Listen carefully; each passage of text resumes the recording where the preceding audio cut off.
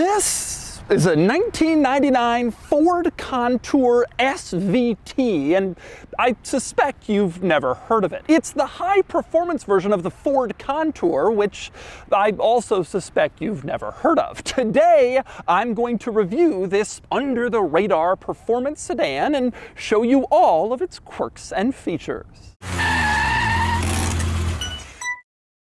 Before I get started, big news, this Ford Contour SVT is currently for sale and it's being auctioned live on Cars and Bids. The SVT Contour had extra power, improved suspension, a manual transmission, and other upgrades, and you can buy this one on Cars and Bids with no reserve. So once you finish watching this video, click the link in the description below to visit the live auction for this SVT Contour, and you can bid on it and buy it only on Cars and Bids. All right, time for the quirks and features of the SVT Contour. And I'm going to start with a little overview of this car. The Ford Contour, not exactly a household name, and indeed, it wasn't a very long-lived car, sold for only one generation from 1995 to 2000. The Contour was based on the Ford Mondeo, which was Ford's global midsize sedan, one of their most popular vehicles in Europe, in Latin America, and other markets. And the Contour was Ford's attempt to create a world car. Instead of making one Ford Focus for the Europe market and another Ford Focus for the America market, the hope was the Mondeo was popular in Europe, and so it could also be popular in America, and that was the Contour. Now the big difference is the Contour was a sedan with a traditional trunk, whereas the majority of Mondeo models had a hatchback, owing to Americans' preferences for sedans. But otherwise, the Contour and the Mondeo were pretty similar. The drawback was size. What was a mid-size sedan in Europe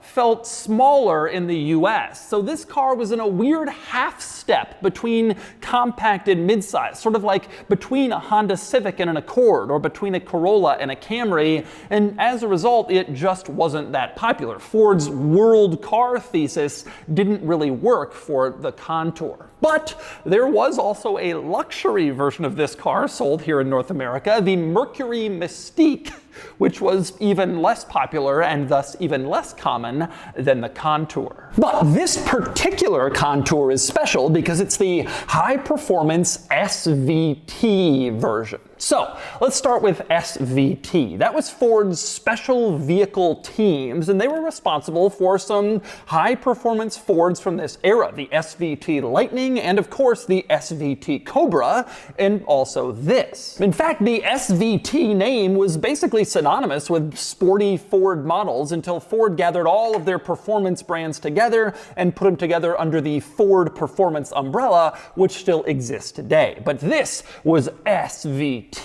Now, as for power, the base model version of the Ford Contour had a 2-liter 4-cylinder engine, or you could upgrade to a 2.5-liter V6 with 170 horsepower. Or, if you got the SVT model, you had a high-output version of that V6 with 200 horsepower, which at the time was a fairly healthy figure in a relatively small car like this. And under the hood, you can see Special Vehicle Team has their own plaque on the engine, and it specifically reminds you this isn't just the regular Contour, this is the special one. Now, in addition to the power bump over the standard Contour, there were also a lot of upgrades, one of which was a mandatory 5-speed manual transmission. The SVT Contour was not offered as an automatic, which was contrary to a lot of high-performance American cars at the time. But beyond the added power, the SVT Contour also had a lot of other upgrades to make it sportier and to distinguish it from the standard model. The most obvious was the body kit. You can see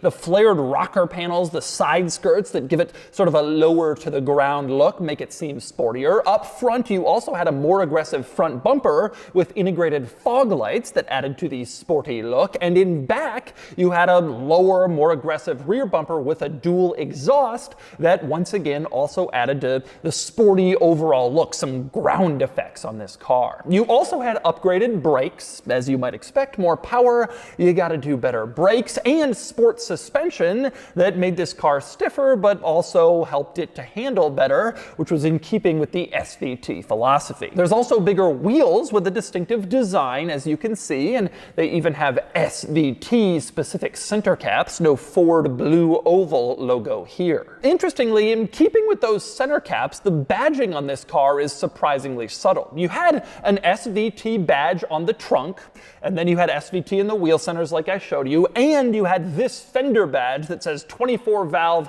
high output, as opposed to the standard V6, which was, well, not high output. There wasn't any other specific badging, but one other little touch on the C-pillar in the back door. Contour is printed on this faux carbon fiber panel. Obviously on the standard car, there was no fake carbon fiber, but on the SVT there was. But on the outside, in terms of badging, that was all you had. They definitely went further with the body kit and the special wheels than with the badging, and they kept this car surprisingly subtle from a badging and emblems perspective. And that was also true of the colors. The SVT Contour was really only offered in 3 colors: silver, red, or black, although there was a short period where green was also offered, and that is the rarest SVT Contour today. But you didn't have crazy shouty colors, and you didn't have the choice between a lot of other ones. By the way, other interesting exterior quirks not related to SVT. For one, the trunk unlocker is here, mounted basically on the rear fender above the bumper instead of on the trunk itself, which is very unusual, and you don't see that on too many cars. You also had a light bar going across the back, which has of course come back into style. The difference being that this light bar was fake. It didn't light up. It was just red and reflectors inside. It was just there for style with no real purpose except to look cool. And next we move inside the SVT Contour, where there are some changes to the interior for the SVT model, but not as many as you'd think, and definitely not as many as there would be on a high-performance model today. One is the seats. You have these extra bolstered seats, although they're still not tremendously bolstered sport seats, and they don't even have SVT embroidered into the headrest or the backrest or whatever, but they were an upgrade from what you got in the standard car. You also had white-faced gauges, which was a hallmark in SVT models. All the SVTs had them, standard Fords didn't, and that was a way to tell apart the SVTs. In addition, you had a leather-wrapped steering wheel, which was a nice touch on a compact-ish car in the 90s. That was a luxury upgrade for the SVT Tour, and like I mentioned, you had a mandatory manual transmission. 5-speed manual, no automatic was offered. Now, other than that, there's not really any SVT in this car. You do have floor mats that are SVT specific, but that probably cost Ford 37 cents to make. You don't really have any special SVT badging or emblems or placements throughout the interior. You don't even have a little plaque that reminds passengers how special this car is. Now, when you bought an SVT Contour, you did get this framed certificate announcing your purchase of a special SVT product, but you couldn't exactly hang that inside the car and show people how special it was. There really wasn't that many distinguishing SVT items in the Contour. Now, with that said, the SVT Contour was the top-of-the-line model, and so it's pretty well equipped in here. You have these sport seats, but also worth pointing out, they are leather, which you didn't always see in compact-ish, mid-size-ish cars at the time. You also have a power sunroof, which was a nice luxury touch, and a CD player, which in 98, 99, that was a pretty big deal. A lot of cars had them as expensive options. And another nice touch was a power driver's seat, which is a big surprise in a car from this era, made by Ford in this segment of the market, but they did it. It may not have had a lot of SVT badging, but this was the top-of-the-line model with all the good stuff. Now, in spite of that, it's still pretty cheap in here. This is still a 90s Ford, and so you still have 90s Ford plastic all throughout. The dashboard, the center control stack, everywhere you look is, well, relatively cheap looking plastic, cheap feeling plastic. That was just the way these cars were made. Ford, Chevy, but also the Japanese, even the Germans, they over-relied on plastic in the 90s, and it has not aged well since. This certainly has the look and feel of a relatively inexpensive car. But it also has some rather unusual quirks as well. Like, for instance, the climate control vents in the center control stack. You can see two of them, pretty standard, but then there's a hole next to them where I guess you could put like coins, but no one really uses that, and why not just make these climate vents bigger? You'd provide more air conditioning and heat to the cabin instead of this little coin storage slot, but for some reason they decided to prioritize that over climate. And here's another odd quirk of this car. The stalks coming off the steering column for the turn signals and the wipers are, well, small and stubby. Usually these stalks have kind of a long reach to get to the steering column, but in this car, the steering column itself has been widened, and the turn signal stalk is only maybe 2 or 3 inches long. It's a little unusual. Not really noticeable when you're using these items, but when you look at them, it messes with your head a little. It seems strange. And how about the fact that the word Contour is printed on this piece of cheap plastic, which is mounted on this other piece of cheap plastic, which is then mounted on the cheap plastic of the dashboard. I'm not sure why they felt they had to remind you that you were in a Contour, or why it had to be mounted on a separate plastic panel that was mounted on a separate plastic panel, but for some reason that's what they did. Certainly a little weird. And one other interesting quirk, a nice one, the reading lights in this car you can see are positionable. So you turn them on and then you can move them around to perfectly shine down like in your lap. If you have a map there, you're trying to read something, or you can shine it over on the passenger if they want more light. Just like in an airplane, you have positionable reading lights, which is also kind of cool. Also, another interesting quirk in the ceiling, this is the switch that moves the power sunroof, open or closed. And you can see it's pushed all the way over to the side so far that they had to mold the plastic separately to account for it, but there's nothing in the middle.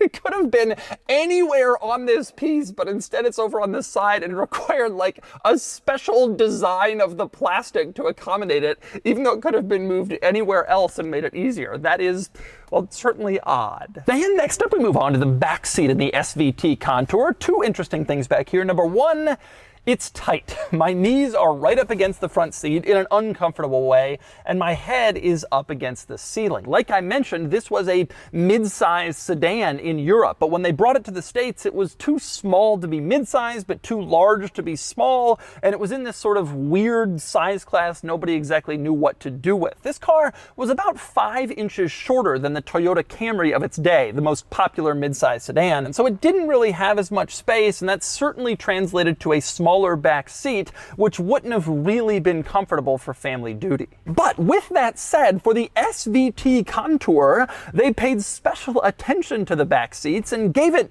sportier ones. You can see the leather is sort of curled up in the center, almost to create kind of a bucket seat back here. Instead of a flat bench all the way across like the standard car would have had, it's more of a sportier bucket seat for the individual rear passengers on the side. Now that obviously compromised the comfort of the middle seat passenger, but it's just how they did it to make a performance rear seat. Now again, it's still not that grabby like a bucket seat that'll keep you in place on the track, but it's better than what you'd get in a standard car, and I'm surprised they went to the effort to do that back here. Now, speaking of the back seats, they are interesting to talk about in the context of the trunk. You open up the trunk, little button on the key fob, lift it on up, and you can see it's exceptionally large, especially for a compactish mid-size car, a pretty large trunk back here. And I suspect that derives from the Contour's heritage as a hatchback when it was the Mondeo in other markets. In order to turn it into a sedan,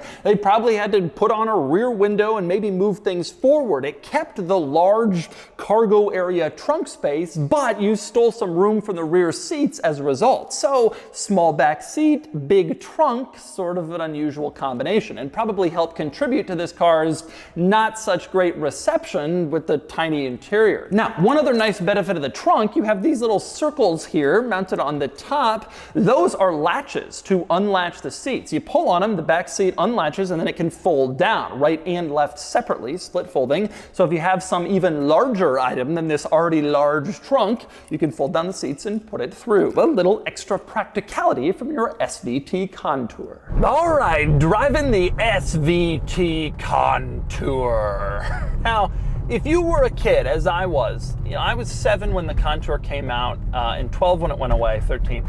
And it was so crappy. It was just a rental car. I mean, it was just like a boring car your dad rented on vacation, and you begged him to get something cooler, and he just didn't. That was the Ford Contour. The SVT Contour then came out, and it was like a kick in the face. Like, there weren't a lot of high performance versions of regular cars like there are now. That's become fairly common, but back then, I mean, BMW M3 was sort of a new trend, in the mid 90s. They had done the E30, they were doing the E36, they're like, okay, we're gonna do this. Like, Mercedes had just started making high performance C-Class AMGs. They didn't really make the other ones yet. This car predates the E-Class AMG. Like, it really was sort of like they're taking that boring car and doing that. Like, it was a cool thing. And I remember thinking as a kid that it was cool. And it wasn't just like an appearance package. It had more power. It had better suspension. It was cool. The obvious pro on this car is it's in incredibly nice shape. Like, it has been, 94,000 miles. It feels like a third of that. It is fantastically well preserved and really, really, really feels good. The condition feels great. The suspension feels great. Like, it doesn't feel worn. It doesn't feel creaky. Everything in here has been maintained and kept tremendously well. In fact, the owner of this car told me the first owners must have thought this car would like shoot up in value someday, being a rare SVT Contour. That's how well they preserved it. And of course, that laughably did not happen. But it's still like, it's nice. And I mention that because I really do think that this car gives a real look at what the SVT Contour was like when it came out. So, what was it like? Well, from an acceleration standpoint, it's not so bad.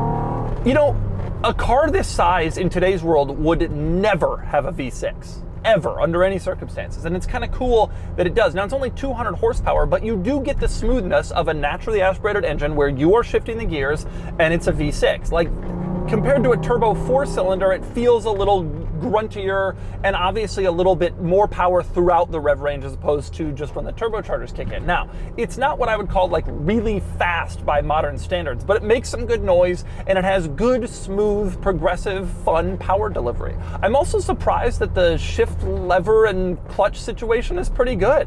The clutch actually legitimately feels good, like very smooth travel, not vague, not too heavy, no weird kink in it. It's like a good, well-developed clutch. The shifter has more length in the throws than you would want, but not more play once you're in gear. It feels nice and tight. You can rev match very easily. It revs pretty quickly. This is a surprisingly good like acceleration shifting experience, this car. Now, onto a drawback. The interior is not what I would call the highest class. There's a lot of cheap plastic, a lot of cheap plastic. And you can hear, like, you kind of hear like the cheap plastic sort of rubbing together. You go over bumps, you hear like the creaks of the plastic. It's like, this was a 90s Ford. Honestly, a 90s car. I mean, to me, that's one of the big drawbacks of 90s cars in general. Now, from a steering and handling perspective, the steering is actually pretty good, except that there's some vagueness on center. So you can kind of move the wheel a little, which is a little bit annoying in a performance car. But once you get going further than that, the car actually responds pretty precisely to your steering inputs in a way that I wasn't really expecting. Body roll is more than you would want in like a modern day performance compact car. It's still quick. It like steers quickly and it handles more quickly than you would think. Like, it's kind of a frenzied little car. Like, you really can push it around a corner and get good responsiveness, but it's not like the fastest moving thing in terms of being able to like get up and change directions quickly. You do have body roll and you do have a little less steering precision than you'd want. I would say my overall verdict is this car is fun, and it's rare and kind of special. Like, it's becoming sort of a Radwood nostalgic play, like the SVT Contour. So few of them survived, and especially in the condition of this car. I think a lot of the thrill comes in like having something that isn't really around, that people don't really see very often. It is more fun than a standard 90s compact sedan, but I'm not really sure that's a huge amount of praise. But it's like kind of fun to accelerate hard, to go through the gears, to move it around, you know. But a Focus ST will do that job way better. The play here is this car is interesting, it's cool, and this particular one is really nice if you want something that nobody else is going to have at Cars and Coffee compared to 25 Focus STs. And so that's the Ford SVT Contour. I've always thought this car was kind of cool, and if you didn't know about it before, well, now you do, and you can buy this one on Cars and Bids. And now it's time to give the SVT Contour a DougScore.